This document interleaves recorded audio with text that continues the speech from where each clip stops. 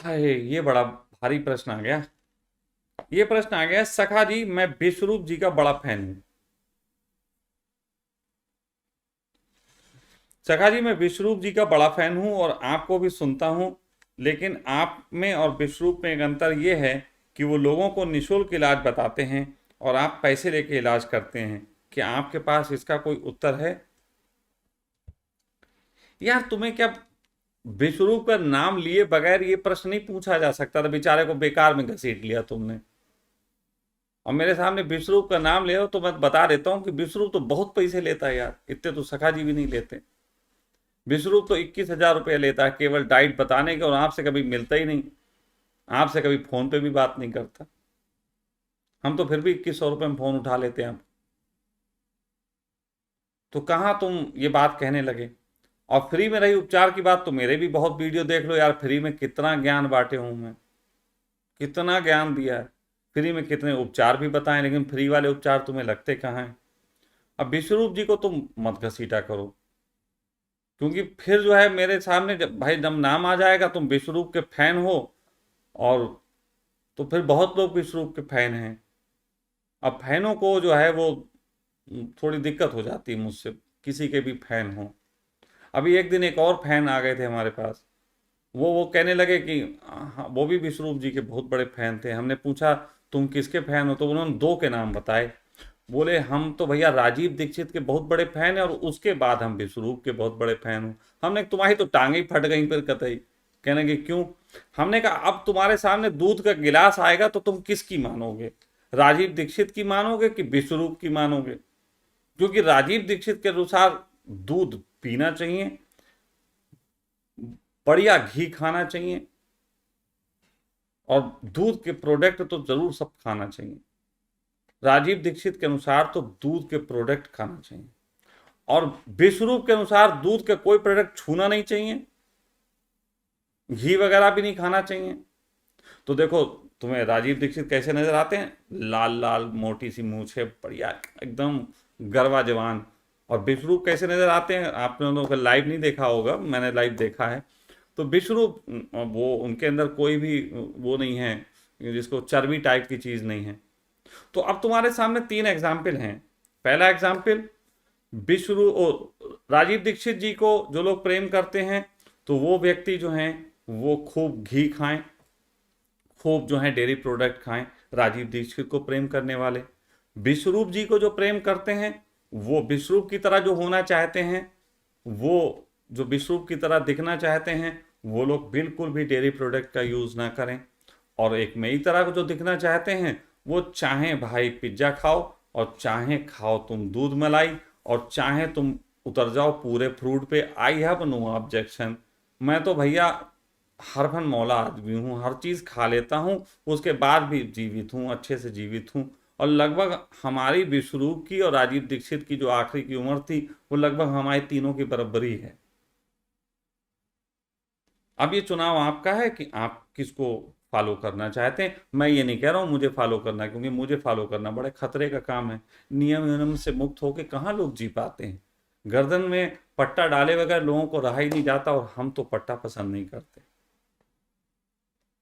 मैं प्रेम कर सकता हूँ, मुझे विश्वरूप से भी प्रेम है, और मुझे प्रेम राजीव दीक्षित से भी है, और मुझे प्रेम मुझसे भी है।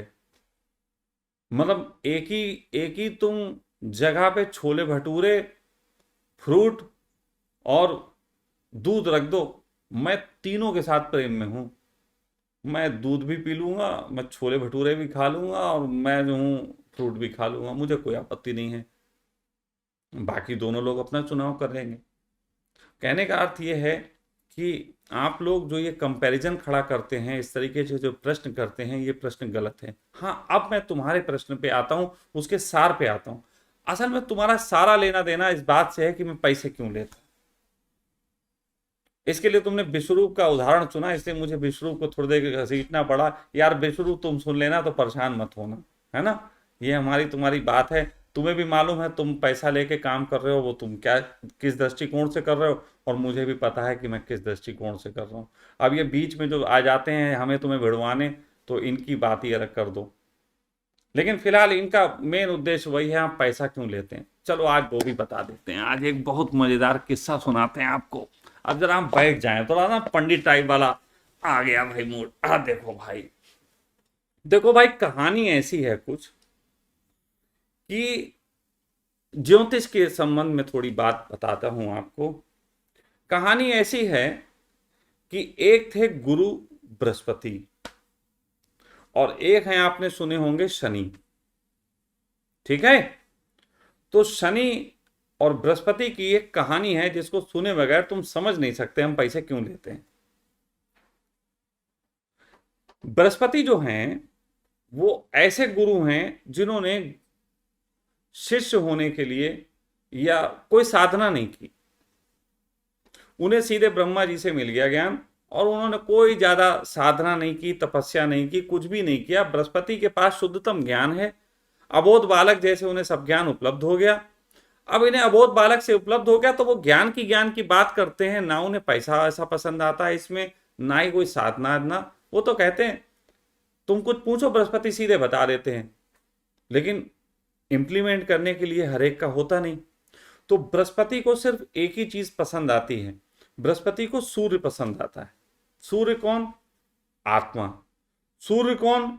जो एकदम आत्मावान होकर जीता है, साथ साथ प्रतिष्ठा में जीता है, जो राजा है, राजा की तरह जिसका स्वभाव है, तो उनको वो ज्ञान देते हैं। दूसरी तरफ एक कहानी है शनि की। शनि क्या है? शनि है गरीबों के लिए, शनि है साधकों के लिए, शनि है सत्य बोलने वालों के लिए। तो शनि जो है वो अलग टाइप का कैरेक्टर है। तो एक बार शनि जो थे वो बृहस्पति से ज्ञान लेने जाते हैं। ये कहानी हमें आज ही पता लगी। तो शनि जो हैं वो बृहस्पति से ज्ञान लेने जाते हैं कि हमें भाई ज्ञान दो। तो बृहस्पति कहते हैं भाई तुम ज्ञान के यार योग्य नहीं हो, तुम मतलब उल्टे सीधे काम करते रहते हो, उल्टे सीधे आदमी हो, कभी तुम बाप से नाराज हो जाते हो, कभी तुम कुछ करते रहते हो, यार ऐसे ज्ञान या नहीं। ज्ञान के लिए बिल्कुल बच्चे की तरह हृदय चाहिए, तो तुम ऐसे हो नहीं, अब हम तुम्हें ज्ञान देंगे नहीं। तो फिर शनि क्या करते हैं, एक साधारण से इंसान का रूप रख के और बृहस्पति के पास आके उनसे ज्ञान अर्जित करते हैं। जब उन्हें ज्ञान मिल जाता है तो कहते हैं ज्ञान भी तब तक परिपूर्ण नहीं होता जब तक तुम जो है वो दक्षिणा ना दे दो। गुरु दक्षिणा देनी पड़ती है। ज्ञान तुम्हारा तब तक अधूरा है जब तक तुमने गुरु दक्षिणा नहीं दी। अब ये बात, अब तुम कहोगे फिर दक्षिणा की आ गई। गुरु दक्षिणा बेटा बहुत अलग बात है। तो गुरु दक्षिणा जो है, तो जब उसके बाद वो बताते हैं कि हम शनि हैं, तो थोड़ा सा बृहस्पति हल्का सा उनसे खुश नहीं होते, मतलब नाराज होते हैं, श्राप देते हैं, ऐसा नहीं है, खुश नहीं होते। वो कहते हैं यार तुमने गलत किया, या ऐसे नहीं करना चाहिए, तुमने हमें धोखा दिया। लेकिन शनि कहते हैं चलो अब जो हो गया हो गया, तुम हमसे भाई गुरु दक्षिणा तो ले लो, दक्षिणा तो दे दें हम आपको। तो बृहस्पति देते नहीं, वो बहुत कहते रहते हैं। तो इसके पीछे पूरा एक संवाद है, बहुत लंबा, कहाँ तक सुनाऊंगा क्योंकि मुझे खुद ही नहीं पता है। तो कुल मिला के बात यह है कि वो जो हैं उनसे गुरु दक्षिणा नहीं लेते। अब शनि को गुस्सा आ जाती है। अब देखो ना, यहीं पे तो है बात कि वो जिसको देना चाहते हैं वो उसको सब्र ही नहीं, तो शनि को गुस्सा आ जाती। तो शनि बृहस्पति को एक श्राप दे देते हैं कि तुम मेरे इलाके में अगर आ गए, अगर तुम मेरे इलाके में आ गए तो मैं तुम्हें ये बता देता हूं कि तुम मेरे इलाके में आके कभी भी ज्ञान नहीं दे पाओगे। मतलब तुम अपने, कोई तुम्हें शिष्य नहीं मिलेगा जिसको तुम अपना परिपूर्ण ज्ञान दे दो। मेरे शनि बहुत तेज हैं और गुरु उसी में आके बैठ गए हैं। मेरा वो एक कहते हैं ना, एक कहते घर होता है, एक ही घर में शनि और गुरु बैठे हुए हैं मेरे साथ। अब स्थिति ये है कि अगर मैं ज्ञान देने चलूं तो वो ज्ञान राजा जैसा ही कोई ले सकता है और पा सकता है। और शनि के साथ अगर रह के दुनिया संसार का भला करने, आओ आओ फ्री में ज्ञान लो, ऐसे करने लग जाऊं, तो भीड़ तो बहुत आएगी, लेने वाला कोई नहीं होगा। तो मुझे इसलिए शनि की भी इज्जत रखनी पड़ती है और बृहस्पति की भी इज्जत रखनी पड़ती है। ज्ञान को बहुत सोच समझ के बांटना पड़ता है। और मैंने अपनी एक ट्रिक निकाल रखी कि किस तरीके से मैं अपने कार्य को करूँगा। अब ये ट्रिक मेरी है तो फिर ट्रिक तो नहीं बताता, नहीं बताऊँगा, क्योंकि ये मेरी ट्रिक है, बताते ही खराब हो जाती। इसलिए मैं एक ट्रिक की वजह से, बस इतना इशारा है कि एक ट्रिक की वजह से मैं फोकट का ज्ञान देना पसंद नहीं करता। जिनको ज्ञान चाहिए उनको मूल्य देना पड़ेगा, और मूल्य में मैं फिर उनसे वही चीज़ मांगता हूँ जो उनके लिए मुश्किल होती, वो दे नहीं सकते। तो ये मेरा अपना एक तरीका है। लेकिन जो दे सकते हैं उनके लिए मेरा ज्ञान उपलब्ध है, उनके लिए मेरी जानकारियाँ उपलब्ध हैं, और साथ ही साथ मैं अपने उस कार्य को, उस कमी को भी पूरा करता हूँ इससे, जो मुझे ये नक्षत्र बनने के कारण होती। अब फाइनली हम उस चीज़ पे आ जाते हैं जिसमें कई प्रश्नों का उत्तर था।